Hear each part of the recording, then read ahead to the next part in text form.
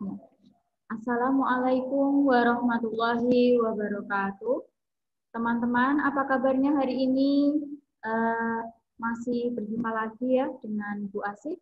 Kali ini kita akan belajar tentang tema 3, peduli terhadap makhluk hidup, subtema 2, keberagaman makhluk hidup di lingkungan. Baik, Bu Asih akan lanjutkan materinya, teman-teman bisa perhatikan. Dalam pembahasan kali ini ada beberapa hal yang harus kita pelajari. Yang pertama, ciri dan pemanfaatan hewan. Yang kedua, hak dan kewajiban dalam memelihara hewan. Yang ketiga, bagian tubuh hewan dan fungsinya. Dan yang keempat yaitu menulis laporan wawancara. Selanjutnya yang pertama, ciri dan pemanfaatan hewan. Hewan yang pertama yaitu kupu-kupu. Kupu-kupu memiliki berbagai macam jenis. Di Indonesia, kupu-kupu hampir 25.000 jenisnya. Nah, kupu-kupu termasuk kelompok insekta atau serangga. Ciri-cirinya warnanya indah. Jumlah kaki 3 pasang, memiliki mata majemuk, dan bernafas dengan trakea. Kupu-kupu memiliki manfaat yaitu membantu penyerbukan tanaman. Yang kedua adalah burung cendrawasih atau biasa disebut bird of paradise atau juga disebut burung surga. Habitatnya di dataran rendah Indonesia bagian timur yaitu di Papua. Jenis cendrawasih yang masuk daftar dilindungi yaitu cendrawasih kuning kecil, cendrawasih botak, cendrawasih raja, cendrawasih merah, dan cendrawasih toa.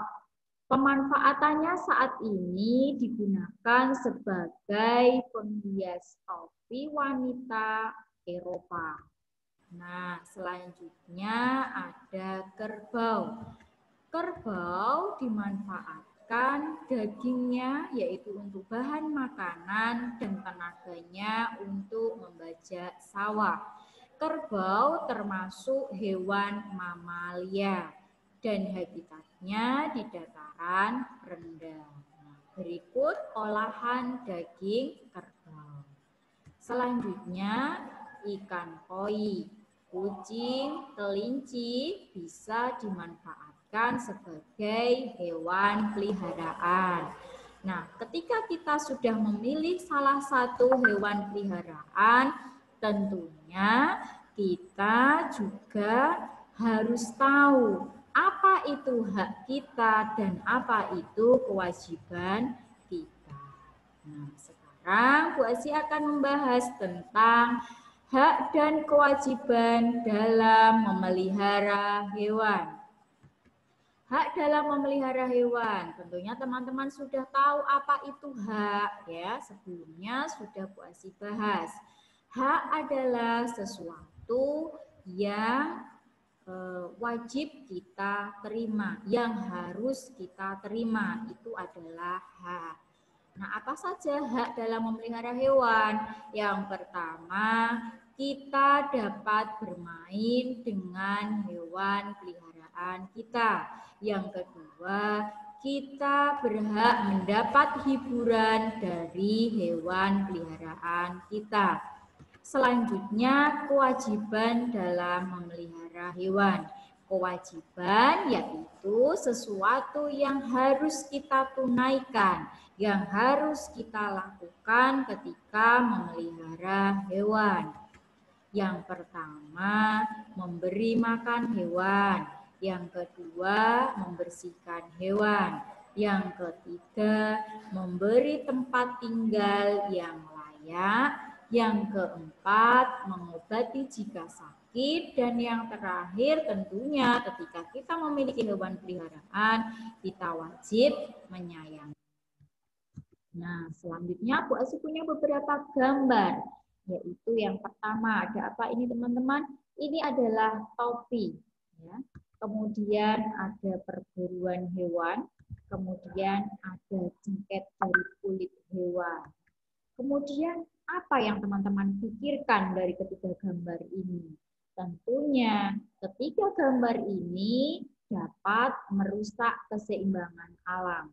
Karena dari ketiga gambar ini menunjukkan bahwa yang pertama, pemanfaatan tubuh hewan secara berlebihan, perburuan hewan, sehingga hewan ini nantinya akan langka. Dan yang ketiga adalah pemanfaatan tubuh hewan juga. Yang tentunya ketiga hal ini tidak boleh kita lakukan karena dapat merusak keseimbangan alam dan dapat merusak dari keberadaan hewan tersebut sehingga hewan tersebut menjadi langka. Selanjutnya, hewan juga berperan dalam menjaga keseimbangan lingkungan. Yang tadi Bu Asih maksud ya, ketika dari salah satu hewan dalam rantai makanan ini punah atau langka, misalkan saja karena banyak diburu, ya karena banyak diburu, ular menjadi langka. Ketika ular ini jumlahnya menurun, maka tikus akan meningkat. Ketika tikus meningkat, maka padi produksinya akan menurun. Ketika padi menurun, maka keseimbangan alam itu akan terganggu. Gitu ya teman-teman ya. Nah, bagaimana sekarang cara menjaga keseimbangan alam? Yang pertama, tidak memanfaatkan hewan secara berlebihan. Yang kedua, menjaga habitatnya. Yang ketiga, tidak membeli barang yang berasal dari bagian tubuh hewan. Karena dengan membeli barang dari bagian tubuh hewan, kita mendukung adanya perburuan liar. Ketika hewan banyak diburu, maka keberadaannya semakin langka dan anak cucu kita kelak tidak bisa melihat hewan tersebut secara langsung. Selanjutnya bagian tubuh hewan. Coba teman-teman perhatikan, Bu Asih punya sebuah video. Fungsi masing-masing. Bagian-bagian tubuh ikan dan fungsinya. Sisik berfungsi sebagai pelindung tubuh. Badan yang ramping memudahkan ikan bergerak di dalam air. Ekor berfungsi untuk membantu pergerakan di air. Ini ekor ya. Sirip berfungsi untuk berenang. Insang berfungsi untuk bernapas. Mata berfungsi untuk melihat lingkungan sekitar. Selanjutnya, bagian-bagian tubuh kucing dan fungsinya. Telinga berfungsi untuk mendengar. Mata untuk melihat, kemudian hidung untuk mencium, rambut untuk menutupi tubuh, misai untuk mengetahui keadaan sekitar, kaki sebagai alat gerak, dan ekor berguna untuk keseimbangan. Selanjutnya, kata. Mata untuk melihat, badan untuk melindungi tubuh bagian dalam, kaki untuk melompat, mulut untuk makan, lubang hidung untuk bernapas. Teman-teman perhatikan dengan baik, dipahami, kemudian bisa dihafalkan. Selanjutnya adalah burung. Ini adalah salah satu burung yang Bu Asih contohkan, yaitu burung dara. Dia memiliki berbagai macam bagian tubuh. Yang pertama, paruh untuk mengambil makanan, sayap untuk terbang, cakar untuk mencengkram mangsa dan bertengger di dahan pohon, mata untuk melihat, badan untuk melindungi tubuh bagian dalam, ekor untuk pergerakan saat terbang.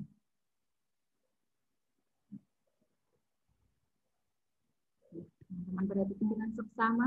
Apa itu bagian-bagiannya saja dan fungsinya. Kemudian laba-laba. Laba-laba memiliki berbagai bagian. Mulut untuk menghisap cairan dalam tubuh mangsa, pedipalpus untuk memegang mangsa atau makanan, mata untuk melihat, dan kaki untuk berjalan. Dia memiliki 8 kaki atau 4 pasang. Dan yang terakhir, nanti ada kumbang. Kumbang memiliki berbagai macam bagian. Yang pertama, sayap untuk terbang tentunya, kemudian antena untuk mendeteksi keberadaan musuh, kemudian mata untuk melihat, dan kaki untuk berjalan. Selanjutnya, format menulis laporan hasil wawancara. Yang pertama, menulis latar belakang. Latar belakang adalah alasan mengapa kita melakukan wawancara. Yang kedua, maksud dan tujuan wawancara. Yang ketiga, topik wawancara, yaitu membahas tentang apa wawancara kita, kemudian waktu dan tempat kegiatan, kemudian laporan hasil wawancara yang terdiri dari siapa narasumbernya, siapa pewawancaranya, dan apa hasil wawancaranya. Dan yang terakhir, tentunya kita harus menyimpulkan dari wawancara yang kita lakukan. Nah, dari Bu Asih dicukupkan. Mohon maaf apabila ada salah kata atau salah penjelasan, karena Bu Asih manusia biasa yang banyak salahnya. Dari Bu Asih cukup. Kalau kurang paham bisa membaca dari sumber buku lain atau dari buku-buku paket yang teman-teman punya. Dari Bu Asih cukup. Wassalamualaikum warahmatullahi wabarakatuh. Tetap semangat dan beramal soleh.